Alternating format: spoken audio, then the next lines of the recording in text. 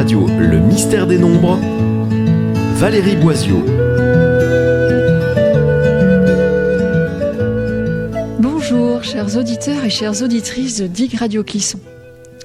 J'espère que vous allez bien depuis notre dernière chronique sur le nombre 8.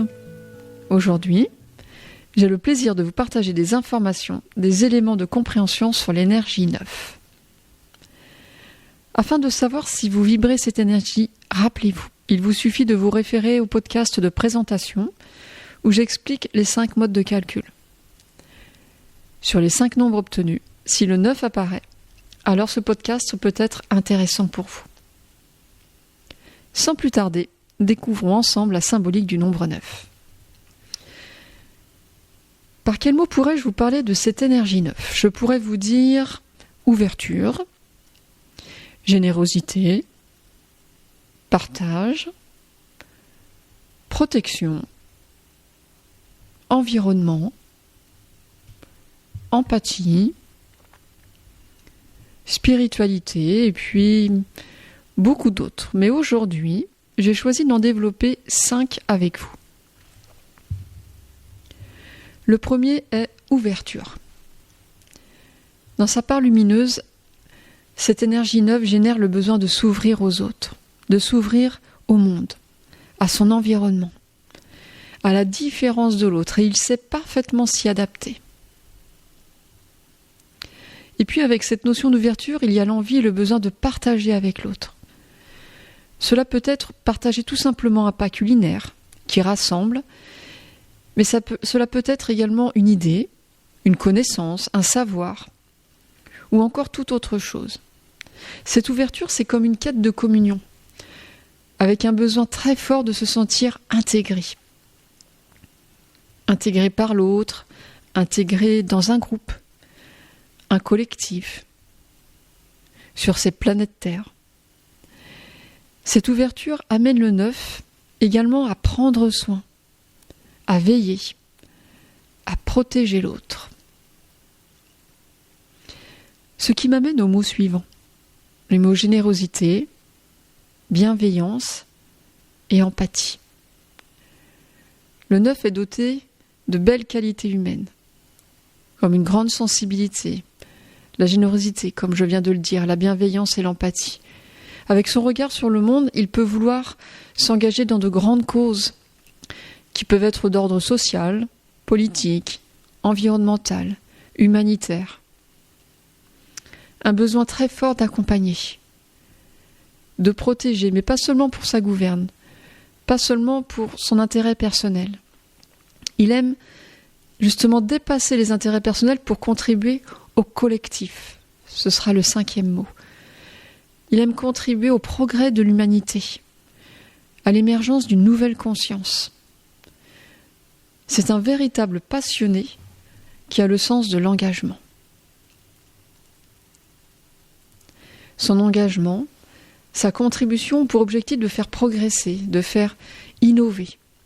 Il peut même être précurseur à travers ce qu'il propose. Donc si vous portez cette énergie et que vos idées sont toujours en avance sur les autres, avec le sentiment d'être un peu, entre guillemets, extraterrestre, différent, surtout croyez en vous. Osez être source de propositions, cela fait vraiment partie de votre chemin. Dans sa part d'ombre, lorsque l'ego est au devant de la scène, le 9 peut se replier sur lui-même, rentrer dans sa bulle, dans sa coquille, dans son œuf, si je peux me permettre un léger jeu de mots. Il peut se laisser aller à cette réaction quand il se sent incompris, exclu, rejeté ou étranger aux yeux des autres, avoir l'impression de ne pas être intégré, reconnu. Tout à l'heure, j'évoquais son besoin d'ouverture au monde. Dans son nombre, le 9 peut au contraire avoir peur du monde, de son environnement. Il peut être envahissant ou se sentir envahi et donc ressentir le besoin de se retirer pour se protéger du monde extérieur. Il peut également se cacher derrière une timidité, ne pas être à l'aise pour s'exprimer au sein d'un groupe alors qu'il est incarné pour s'intégrer au groupe, interagir. Enfin, je disais il y a quelques instants que le 9 s'ouvrait à la différence, savait s'y adapter, etc. Dans son ombre, il peut en avoir peur ou être intolérant face à elle. Il peut avoir un esprit étroit, fermé par la peur du nouveau. Voilà en bref quelques exemples pour vous parler de l'énergie 9. Mais rappelez-vous que nous sommes tous dotés d'ombre et de lumière, que nous sommes tous traversés dans notre quotidien par de multiples expériences qui nous font passer de l'un à l'autre en permanence, que certaines ombres seront le travail de toute une vie, alors que d'autres disparaîtront ou prendront moins de place avec les années, parce qu'on les aura explorées, conscientisées, accueillies, traversées. Et c'est ainsi pour chacun d'entre nous. Et puis certaines de nos lumières seront pleinement présentes dès notre plus jeune âge, alors que d'autres se déploieront au fil des années. Nous sommes l'impermanence même, en changement permanent.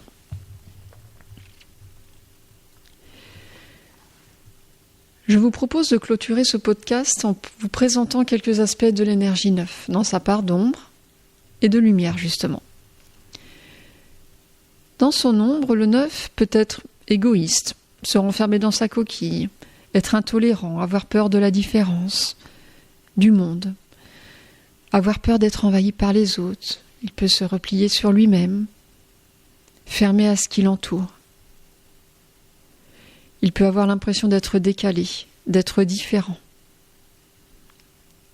Dans sa lumière, le 9 cherche à contribuer pour le collectif, à amener le progrès.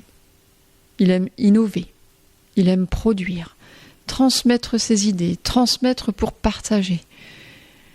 Il est véritablement dans l'ouverture à l'autre, dans l'engagement. Il se dévoue, aime apporter du bien-être avec toute sa bienveillance, sa générosité, son empathie. Bref, un humaniste au grand cœur. Je tiens à apporter une petite précision, à savoir que bien entendu l'être humain ne se résume pas à quelques mots. La numérologie est bien plus vivante que cela. Lors d'une séance, à travers l'échange, chaque mot est illustré, interprété dans un contexte de vie, une situation précise du quotidien de la personne ou d'une expérience ponctuelle qui a besoin d'un éclairage. À travers un nombre, nous ne sommes pas forcément traversés par toutes ces facettes. Il existe de très nombreuses nuances. Comme une palette de couleurs, chaque thème numérologique est fondamentalement unique. Si vous portez cette belle énergie 9, je vous invite à vous ouvrir au monde, à partager votre générosité, à écouter vos besoins fondamentaux, à être au service de vos talents, pour vous réaliser pleinement sur votre chemin.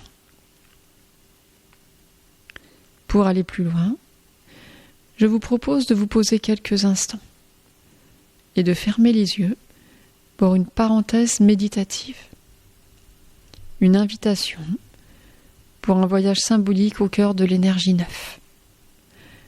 Beau voyage.